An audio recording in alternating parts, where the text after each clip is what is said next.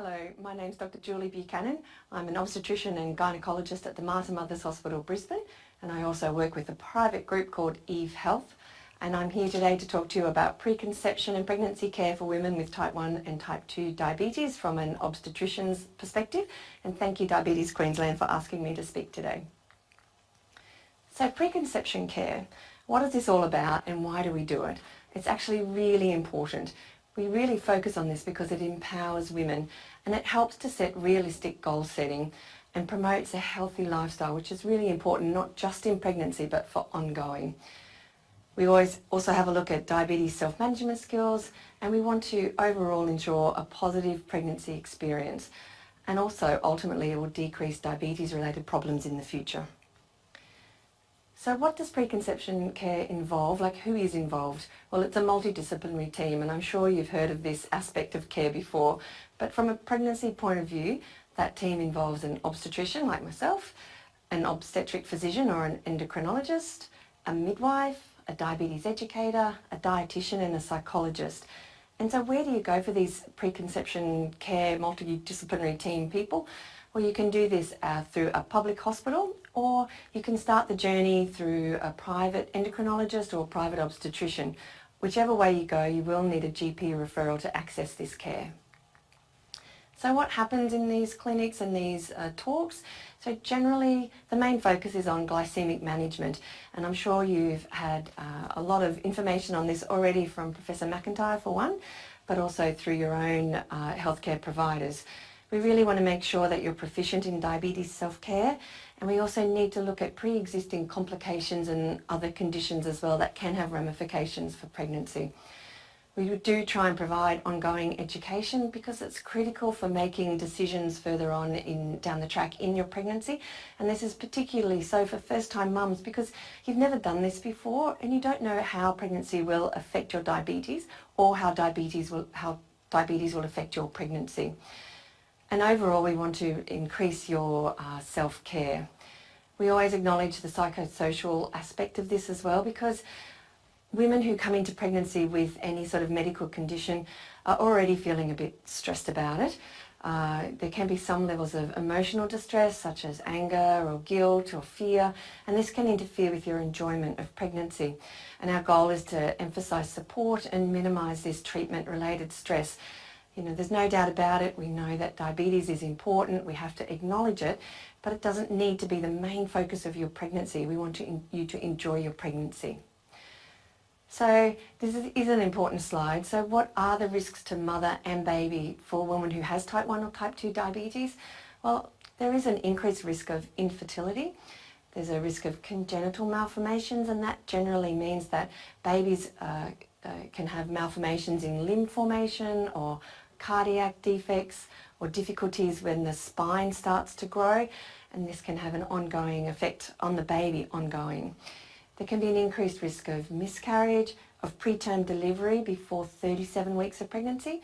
Babies can be big or babies can be small, which is also an important issue that we need to focus on.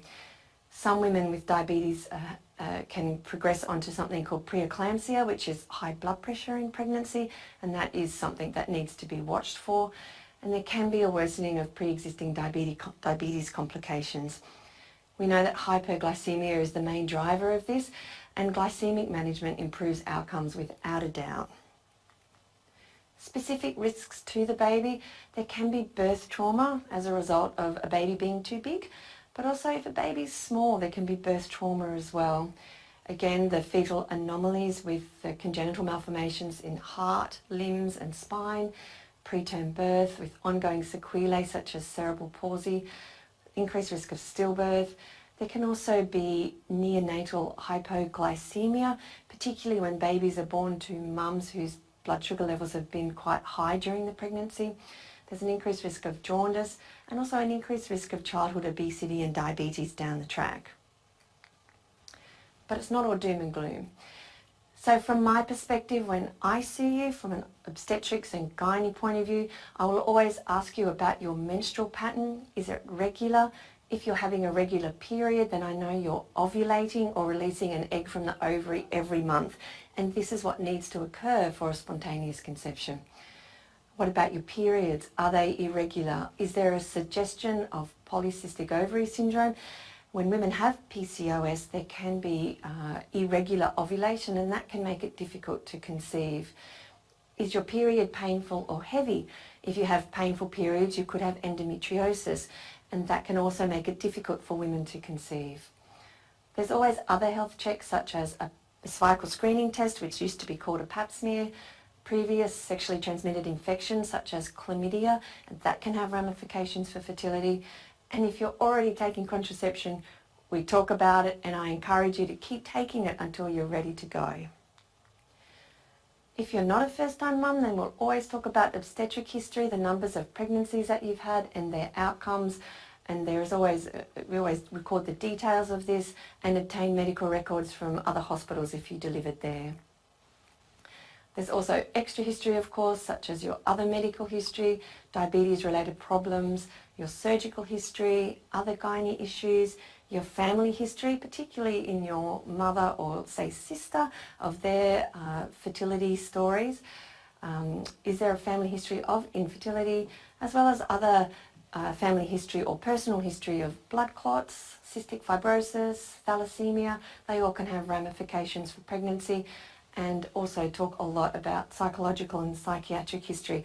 And I have to reassure you, without a doubt, this is very common. Talk about other medications, diabetes related and others, and also drug allergies, as well as other related health concerns, particularly other social issues, your living situations and supports, because they are so important in pregnancy and ongoing, your weight, your level of exercise, work-related exposures such as to chemicals and stress, smoking, alcohol, recreational drugs, sunlight and vitamin D, and also if you're taking supplements such as folic acid, which is recommended prenatally, a 5 milligram dose, and other just basic prenatal vitamins.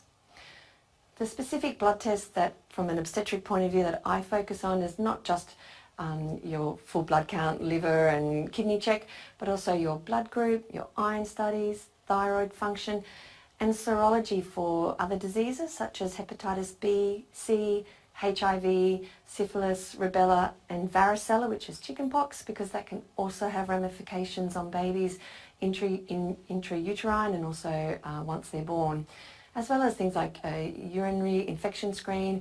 And we always recommend an influenza and whooping cough vaccine in pregnancy.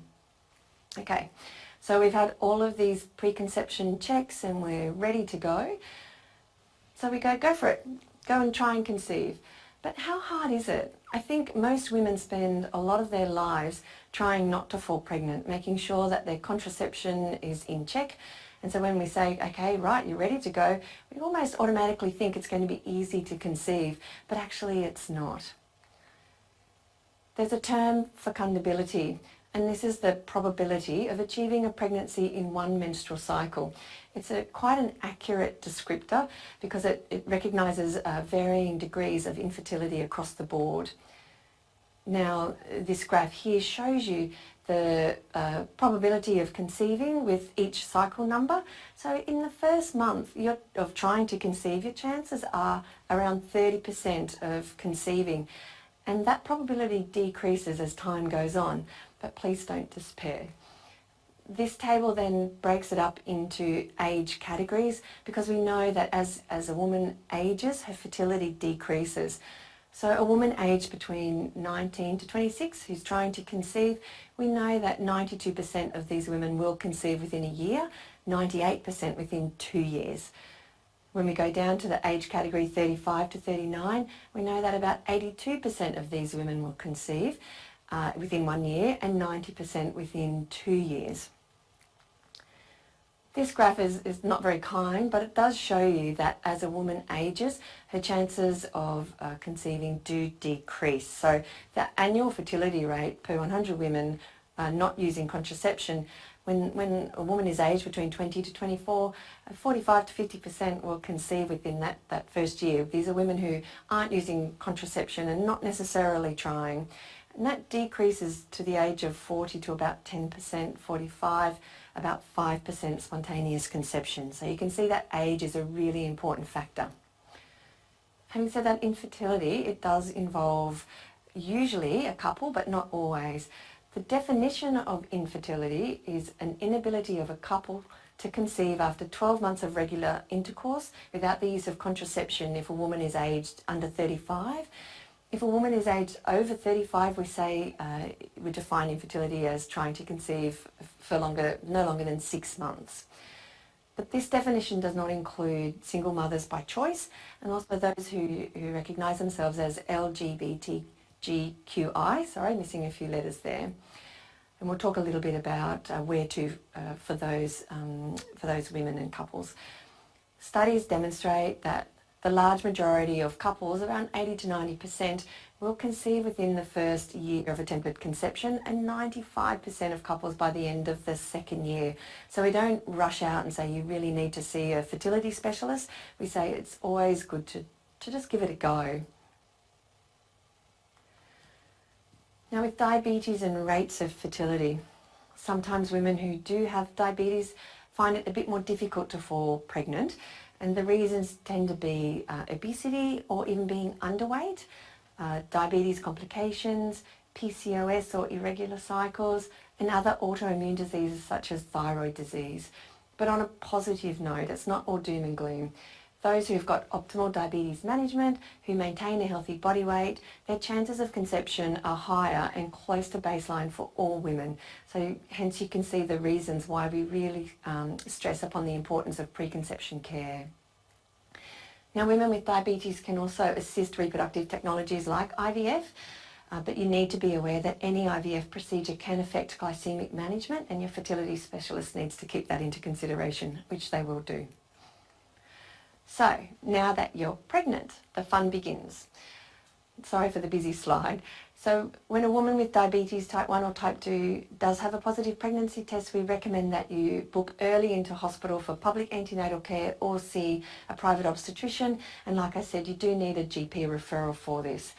We need to know accurate gestation, particularly if you don't have a regular period. We will always recommend a dating scan, and that's usually done around 7 to 9 weeks after the first day of your last period. Okay.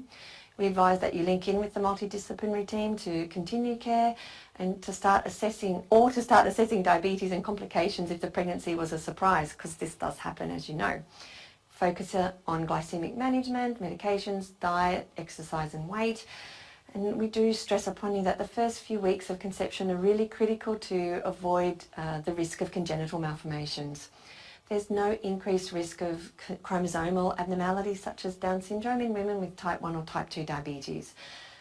But quite a few women in the first trimester will experience nausea and vomiting, and as I know all of you will know, that this can be very tricky for diabetes management, so that if that does occur, you do need to check in with your healthcare provider quite prudently. There will be an increased number of appointments initially just to get it right, and then generally you will see your healthcare providers or your multidisciplinary team fortnightly. This may include further blood tests and specialist appointments outside of pregnancy care, such as for your kidneys, eyes, heart and thyroid. So the first trimester goes for 13 weeks, and at that time we do recommend an ultrasound to assess basic early anatomy. At around that 12-week phase, you can start seeing abnormalities such as spina bifida, sometimes even heart malformations as well. This is usually combined with a blood test, which we test for certain hormones, and the result of those tests in combination with the result of the ultrasound and your age gives us a risk profile for assessing the baby's risk of having a chromosomal abnormality such as Down syndrome. And there is a 5% false positive rate with this. This is only a screening test. Another screening test is NIPT, which is non-invasive prenatal testing, and that's a blood test from mum from around 10 weeks onwards, which checks the baby's DNA in your blood. Again, it is a screening test, but if it comes back as saying low risk, then there's a 1 in 10,000 chance that the baby may have a chromosomal abnormality such as Down syndrome. And obviously this blood test can't test for all of the potential chromosomal abnormalities, but probably more of the frequent ones. If we did need to do diagnostic testing or recommend it, the way we do this is an amniocentesis or chorionic villi sampling, and that's where a small needle is passed predominantly through the abdominal skin to withdraw fluid from around the baby, the amniotic fluid, and to check the chromosomes that way. Now, we don't take that decision lightly because there is an increased risk of miscarriage of about 1 in 100 with this procedure. The second trimester, we recommend a scan at around 18 to 20 weeks. It's called a morphology scan, and that looks at the basic anatomy of the baby as well. It's quite a detailed ultrasound there. And from then, growth scans from 24, 28, 32 and 36 weeks to make sure that baby's growing well, not too big, not too small, hopefully average. There are also antenatal visits, and from a obstetric point of view, we always have a look at mum's blood sugar levels, as well as blood pressure, urinalysis for protein and infection, just checking in on medications, weight, diet, blood tests as needed, and also to check the baby to assess the growth of the baby as far as the uterus growing, and as well as check baby's heartbeat. Now, moving along to delivery, assuming everything's gone perfectly well, a term pregnancy is 40 weeks, and that's calculated from the first day of your last menstrual period. A term baby is any baby delivered from 37 weeks onwards, and the timing of delivery for any woman, but particularly for women with type 1 or type 2 diabetes, is considered on an individual basis. Sometimes it has nothing to do with our planning. Sometimes a woman will go into labour on her own, and that's the baby's decision. Usually women with diabetes, we will recommend delivery from around 38 weeks onwards. Again, it is absolutely dependent on how mother is going with the pregnancy and also the baby. Sometimes we give steroids, which is an injection to the mother to help mature the baby's lungs and to lessen respiratory distress if baby is delivered early, and again that's taken on a case-by-case basis. So the factors, as I mentioned, might be why we would recommend earlier delivery is the size of the baby, too big or too small, if the glycemic management is becoming really tricky, or if there are other medical conditions such as preeclampsia that may lead us to recommend earlier delivery. The mode of delivery is also discussed on a case-by-case basis. We do recommend a vaginal delivery. It's usually the preferred option. The recovery is a lot better. And if that is the case, we will recommend an induction of labour from around 38 weeks. So in that respect, we give you medication to help start your labour. If the baby is large, there is an increased risk of shoulder dystocia, and that's where the baby's head is delivered, but the shoulders can become stuck in the vaginal canal, and that's an obstetric emergency. So it's really something that we do watch out for if babies are large. And sometimes we do recommend an elective caesarean section if we feel that baby is a bit too big, and that's particularly if the baby is around 4 kilos at term. Caesarean section may also be offered for other conditions also, particularly if the baby's breech, and that is if the bottom is presenting and not the head. So delivery management. Delivery is also always an important day, but in this situation, women with type 1 and type 2 diabetes are monitored rigorously during either their labour or their caesarean section. So blood sugar levels, blood pressure, temperature and pulse is always monitored closely, sometimes ketones in type 1 diabetes. A woman will need an IV cannula to be given fluids and an insulin infusion if needed. Analgesia, whatever that may be. An epidural is not contraindicated, it's encouraged. Continuous fetal monitoring as well. Obviously your support team around you, and that's whether you have a vaginal delivery or a caesarean section. And there will always be an experienced team to look after you, an obstetrician, midwives, anaesthetist, paediatrician, neonatologist if needed, and obviously an obstetric medicine physician or endocrinologist always waiting on the line if we need their advice. Now, after delivery, it's recognised that there's a dramatic fall in insulin requirements postpartum. While we do absolutely encourage breastfeeding, it does also increase metabolic demands, and this is also taken into consideration with insulin requirements. Apart from the general recovery and helping with breastfeeding, we always screen for postpartum depression, and that is while in hospital and once you've been discharged. We will discuss contraception pretty quickly as well. and plans for discharge and ongoing follow-up. So essentially the end of my talk, but I did want to just briefly touch on COVID-19 in pregnancy, and I believe that Professor McIntyre may have also spoken to you about this. But here are some basic links that we feel will give you good, safe information on coronavirus and keep you up to date with that as well in pregnancy. If these websites aren't a bit tricky to understand, then don't hesitate to make contact with your endocrinologist or obstetrician or GP. So the take-home message is that I really want you to know that women with pre-existing diabetes can have healthy and happy pregnancies. But you need to be proactive, plan and be prepared. You really need your support team with you to help you in this journey as well. And that's it from me. I look forward to answering your questions. Thank you.